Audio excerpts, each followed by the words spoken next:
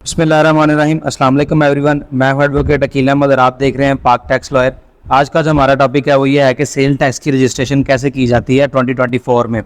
Recently sale tax के हवाले से एफबीआर ने काफ़ी जो है वो अपडेट्स की हैं, जिसमें बैलेंस शीट नुमाया है और आपने अपना कैपिटल बताना है और कैपिटल आपने बैलेंस शीट में बताना और उस कैपिटल का आप 5 गुना सेल कर सकते हैं। उससे ऊपर आप सेल करने जाएंगे तो आपकी जो प्रोफाइल है वो लॉक हो जाएगी। उसके बाद फिर आपको कमिश्नर अप्रूवल लेना पड़ेगी। और उसमें जो तीसरी अपडेट है वो ये है कि पहले हम इसके लिए अप्लाई करते थे STRN के लिए, तो हमारी एप्लीकेशन कंप्लीटेड टास्क में चली जाती थी और हम बायोमेट्रिक करवा के उसको रजिस्टर करवा लेते थे। लेकिन अब आप एप्लीकेशन फाइल करेंगे तो आपकी एप्लीकेशन जो है वो आउटबॉक्स में चली जाएगी। आप कमिश्नर के पास जाएंगे, उसका प्रिंट लेकर अपना ID कार्ड लेकर, तो फिर वो उसे अप्रूव करेगा। तो आज की वीडियो में हम सारी जो ये अपडेट्स हैं और उसको फाइल करने का जो तरीकाकार है उसको डिस्कस करेंगे। तो हमारे सामने जो है ये IRS का डैशबोर्ड ओपन है। हमने सबसे पहले जाना है जी रजिस्ट्रेशन पर। उसके बाद हमने जाना है जी 14(1) form of registration filed voluntarily through simplified sale tax में। जैसे ही आप उस पर क्लिक करेंगे तो आपके सामने ये डैशबोर्ड ओपन हो जाएगा। यहाँ पर सबसे पहला जो ऑप्शन है वो बैलेंस शीट का है, जो मैंने आपको बताया रिसेंट FBR ने अपडेट की है। उसके साथ इन्फॉर्मेशन वाला है, फिर बैंक अकाउंट है, बिजनेस है, यूटिलिटी है, अटैचमेंट है, प्रॉपर्टी है और एट्रीब्यूट है। ये सारे एड्स मैं आपको 1 बाय 1 बताऊँगा। सबसे पहले आता है जी डाटा वाले ऑप्शन पर, जो है वो बैलेंस शीट का ऑप्शन है। तो बैलेंस शीट में आपने अपना कैपिटल ऐड करना है। यहाँ पर जो भी जितने कैपिटल से आप अपना बिजनेस स्टार्ट करें वो आप यहाँ पर लिखेंगे। जैसा कि मैंने वीडियो के स्टार्ट में बताया, कैपिटल अब लिखना इसलिए ज़रूरी है कि आप जितना भी अपना कैपिटल लिखेंगे उसका 5 गुना आपको सेल की इजाज़त होगी। जैसे आपने 1 लाख कैपिटल लिख लिया है तो आप इसका जो है वो 5 गुना सेल कर सकते हैं। अगर आप इससे ऊपर सेल करेंगे अपनी, तो आपकी प्रोफाइल लॉक हो जाएगी। आपकी टैक्स रिटर्न वो फाइल जो है, सेल टैक्स की रिटर्न जो है वो फाइल नहीं होगी। आपको फिर कमिश्नर के पास जाना पड़ेगा और अगेन विद एविडेंस के साथ या वो आपका कैपिटल बढ़ाएगा या आपकी जो लिमिट है वो बढ़ाएगा। आपको अगेन से अप्रूवल लेना पड़ेगा। उसके बाद आप अपने फिक्स एसेट अगर आपका कोई है वो लिख सकते हैं, इन्वेंट्री लिख सकते हैं। अगर आपका बैंक में बैलेंस पड़ा तो वो भी आप यहाँ पर लिख सकते हैं। हमने यहाँ पर कैपिटल लिख दिया। उसके बाद जी इन्फॉर्मेशन वाला टैब, इन्फॉर्मेशन में जी ये पूछता है जी आप मैन्युफैक्चरर की रजिस्ट्रेशन करें या नॉन मैन्युफैक्चरर की कर रहे हैं। मैन्युफैक्चरर वाला एक अलग टॉपिक है। आज हम जो रजिस्ट्रेशन करेंगे वो नॉन मैन्युफैक्चरर की करेंगे। हम यहाँ पर नॉन मैन्युफैक्चरर को सिलेक्ट करेंगे। उसके बाद हमने आ जाना जी बैंक अकाउंट पर।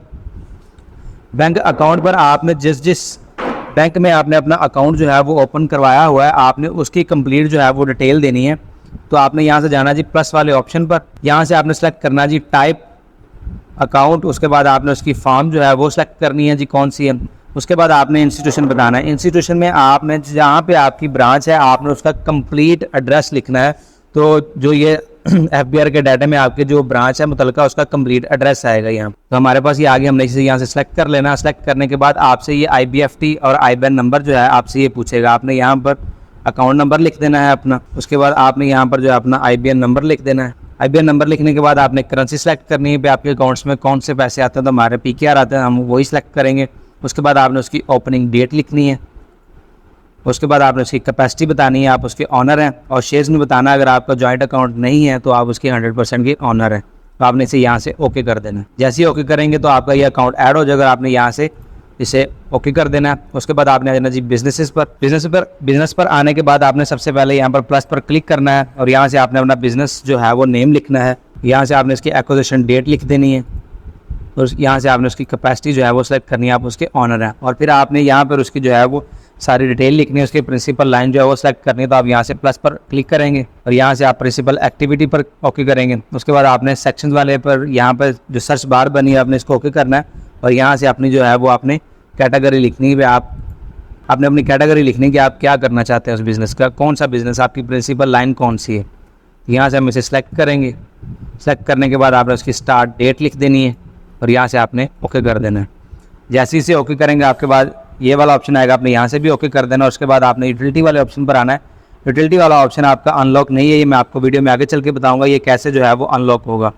उसके बाद आपने अटैचमेंट वाले ऑप्शन पर आना है। तो सबसे पहले आपने अटैच करना जी बैंक सर्टिफिकेट जो आपके अकाउंट का मेंटेनेंस सर्टिफिकेट है आपने वो अटैच करना है। बैंक अकाउंट सर्टिफिकेट अटैच करने के बाद आपने ओके कर देना है। उसके बाद जी आपने पिक्चर ऑफ यूटिलिटी मीटर और picture of business premises attach करनी है।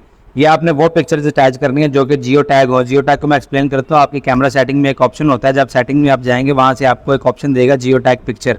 आपने उसको इनेबल करना और इनेबल करने के बाद आपने अपनी जो है वो यूटिलिटी मीटर की पिक्चर्स लेनी है और बिजनेस प्रीमिसेस की पिक्चर लेनी है। उससे ये होता है कि अगर FBR जो है आपकी जो यूटिलिटी मीटर की पिक्चर और बिजनेस प्रीमिसेस को वेरीफाई करना चाहे तो उन पिक्चर्स को जैसे ही वो ओपन करेगा वो आपकी एग्जैक्ट लोकेशन पर आएंगी। तो यहाँ से आपने यूटिलिटी मीटर की पिक्चर अटैच कर देनी है। उसके बाद आपने बिजनेस प्रेमिसेस की पिक्चर ऐड करनी है। यहाँ से बिजनेस प्रेमिसेस की पिक्चर अटैच करने के बाद आपने से यहाँ से ओके कर देना। उसके बाद नीचे जी पिक्चर ऑफ मैन्युफैक्चरर, ये हमारा इसे कंसर्न नहीं है। Bill of lading, list of HS codes to be imported, ये भी हमने नहीं करनी। और उसके नीचे जो बैलेंस शीट वाला ऑप्शन है यहाँ पर भी आके अपने बैलेंस शीट बनानी है एक्सेल की शीट में कि आपका इतना कैपिटल है, अगर उसमें कुछ फिक्स एसेट्स हैं या आपके और कोई एसेट्स हैं, आपकी इन्वेंट्री है या आपका बैंक बैलेंस है, तो आप वो सारी चीज़ें लिख के उसे यहाँ से अटैच करेंगे। बैलेंस शीट अटैच करने के बाद आपने से यहाँ से ओके कर देना है। ओके करने के बाद आपने प्रॉपर्टी वाले ऑप्शन पर आना है। अब यूटिलिटी की जो ऑप्शन है वो यहाँ से इनेबल होगी, आपने से यहाँ से सिलेक्ट करना है। सिलेक्ट करने के बाद आपने वापस बिजनेस पर जाना है। बिजनेस पर जाने के बाद आपने इसे यहाँ से प्लस पर क्लिक करना है। जैसे इस पर क्लिक करेंगे तो ये एड्रेस जो है आपका आ रहा है। अगर तो आपका एड्रेस वही है आपके बिजनेस का भी तो आप इसे यहाँ से अटैच करेंगे, अदरवाइज आप अपने बिजनेस का नया एड्रेस वहाँ से अटैच करके उसे वैसे ही सिलेक्ट करेंगे।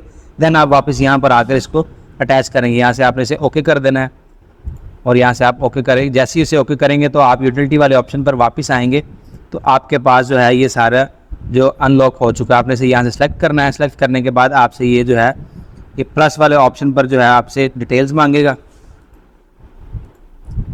तो आपने इसे प्लस वाले ऑप्शन पर क्लिक करना है और यहाँ से आपने जो है अपनी टाइप सेलेक्ट करनी है। वो कमर्शियल मीटर, यूटिलिटी है, इंडस्ट्रियल है, पर्सनल है या रेजिडेंशियल है। आपका रेजिडेंशियल है, अगर कमर्शियल है तो आप वो सेलेक्ट करेंगे। उसके बाद आपने फार्म सेलेक्ट करनी है जी, कौन से इसकी इलेक्ट्रिसिटी है, और यहाँ पर आपने उसका जो है वो रेफरेंस नंबर देना है। और उसके बाद आपने यहाँ से प्रोवाइडर जो है उसको सेलेक्ट करना है, कौन सा जी, फेस्को है, गैपको है, हेस्को है, आइस्को है, कैस्को है या लेस्को है, जो भी आपका आप उसने यहाँ से सेलेक्ट कर लेना। उसके बाद आपने उसकी कनेक्शन डेट लिखनी है भी कब ये आपका कनेक्शन लगा था, और उसके बाद आपने इसे यहाँ से ओके कर देना है।